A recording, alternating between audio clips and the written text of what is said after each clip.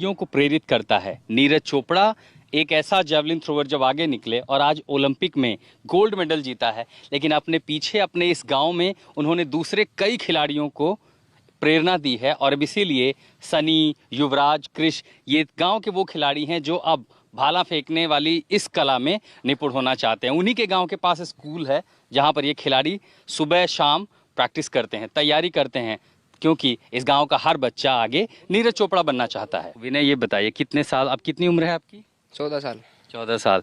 तो पहला खेल आपको जब समझ में आया तो पहला किस खेल की आप तैयारी शुरू कर रहे थे? एथलेटिक्स ये। अच्छा, जेवलिन का शौक कब से आया?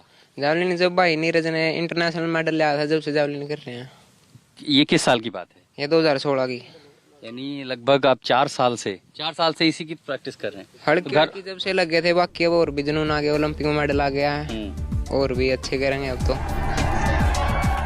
फिलहाल पूरा देश नीरज चोपड़ा की सुनहरी सौगात से अभिभूत है। नीरज चोपड़ा ने ओलंपिक में इतिहास रचकर पूरी दुनिया में भारत का नाम ऊंचा किया है। दिल्ली में शाजिया के साथ आशुतोष मिश्रा, पानीपत, दिल्ली। टोक्यो ओलंपिक में मेडल जीतने वाले रेसलर बजरंग पुनिया सोनीपत में अपने घर पहुंच गए। वहीं सिल्वर जीतने वाले पहलवान रवि दहिया दिल्ली के छत्रसाल स्टेडियम में अपने कमरे में पहुंचे। बजरंग का उनके घर पर जबरदस्त स्वागत किया गया।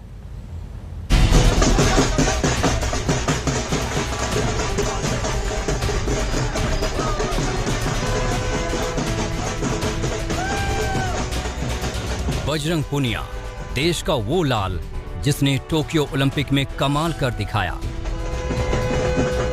दिल्ली से बजरंग जब हरियाणा के सोनीपत में अपने घर पहुंचे तो माहौल कुछ ऐसा था।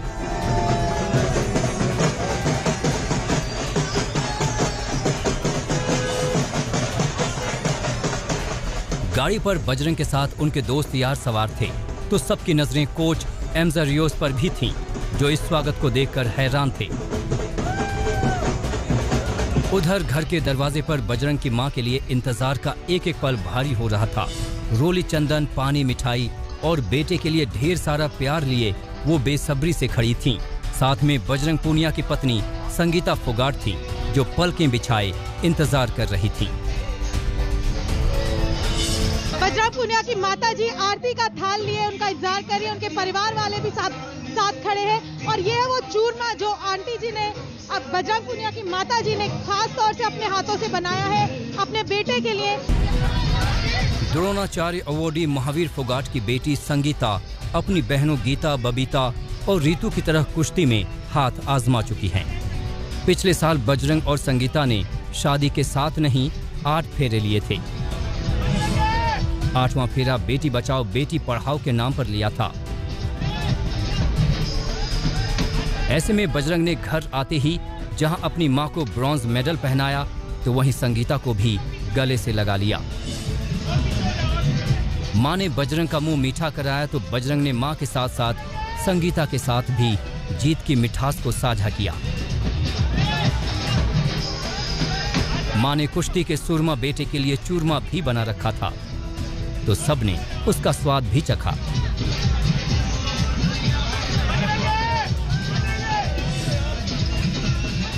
इन्हीं की मेहनत है जो मैं मेडल जीता है, तो मैं इसलिए मैंने अपनी माँ को पहनाया है और आगे कोशिश यही रहेगी कि अगली बार ब्रोंज, अगली बार गोल्ड पहनाऊंगा।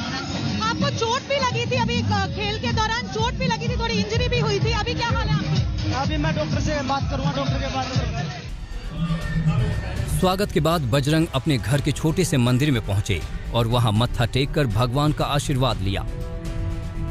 संगीता फोगाट ने इस मौके पर बजरंग पूनिया समेत तमाम पहलवानों की जीत का राज बताया।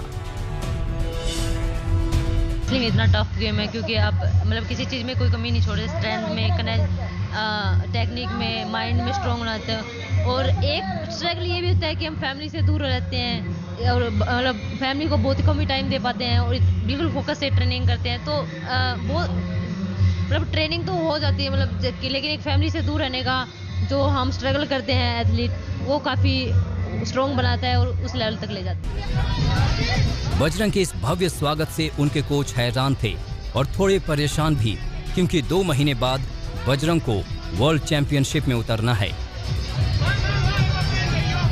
And I have one question. Please, after 2 weeks, must finish this ceremony. Otherwise, Bajrang, you must for performance, no chance again. Understand? When you rest now 1 month and every day traveling, and after 2 months is World Championship have. We must participate there also. Bajrang अपने घर पहुंच गए, लेकिन कुश्ती का silver medal जीतने वाले रवि दहिया अभी दिल्ली में ही रहेंगे।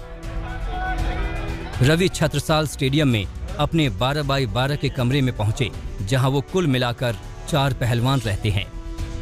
आपको स्थिति दिखाएंगे यहाँ पर। हालांकि जश्न का माहौल है, लोग बधाइयाँ दे रहे हैं, लेकिन ये कमरा है तकरीबन 12x12 का, और इस कमरे में ये बिस्तर है, 2 तरीके के बिस्तर है। अभी तो रवि का ये जो हम आपको बिस्तर दिखा रहे हैं ये है, जिसके ऊपर लगा हुआ है तिरंगा। लेकिन ये तकरीबन 12x12 के कमरे में रहते हैं 4 पहलवान। तो जिंदगी की इस मुश्किल के साथ साथ वो कुश्ती की मुश्किलों पर भी जीत दर्ज कर रहे हैं। जब आए थे तो छोटे से थे, तो जब से यहाँ प्रैक्टिस कर रहे हैं, तो ये की चीज थी, बस देश के लिए मेडल जीतना है, वो याद दिला रहा था, और आज हमने उक करके दिखाया। कितने छोटे थे जब आए यहाँ पे? मैं लगभग 11-12 साल का था, तो जब यहाँ पे आ गया था। एक बात तो होगी ना, क्या कि 10-11 साल में आने पे, और घर आपका गांव है सोनीपत में, वहां से यहाँ आना और कुश्ती लेना और फिर मेडल जीतना, ये सफर कैसे, कितना रोचक रहा, कितना मुश्किलों भरा रहा? बिल्कुल जी, देखो एक खिलाड़ी है, और उस खिलाड़ी के जीवन में तो देखो संघर्ष तो आता ही है। एक खिलाड़ी का एक आम आदमी भी होता है, तो वो भी संघर्ष झेलता है। तो मतलब यही था कि छोटे से थे तो गांव में थोड़ी शुरुआत करी, मिट्टी में थोड़ा थोड़ा, मतलब कभी हमारे खेत थे तो वहाँ पे शुरुआत थी। तो हमारे गुरुजी से जो हंसराज जी जो, तो उनके पास कुछ दिन के लिए हम गए थे, तो उन्होंने फिर यहाँ पे ले आके बोला कि भाई यहाँ पहलवानी करो, क्योंकि देखो यहाँ एक बहुत बड़ा सेंटर है, और जो इतने मतलब बहुत अच्छे अच्छे पहलवान हैं, तो यही से निकल रहे हैं। ओलंपिक में सिल्वर मेडल जीतकर रवि दहिया ने अपने बचपन का सपना पूरा कर लिया है। अब वो गोल्ड जीतकर इस सपने को सुनहरा बनाने की मुहिम में जुट जाएंगे। सोनीपत में सुशांत मेहरा और अनिशा माथुर के साथ कुमार कुणाल, दिल्ली आज तक।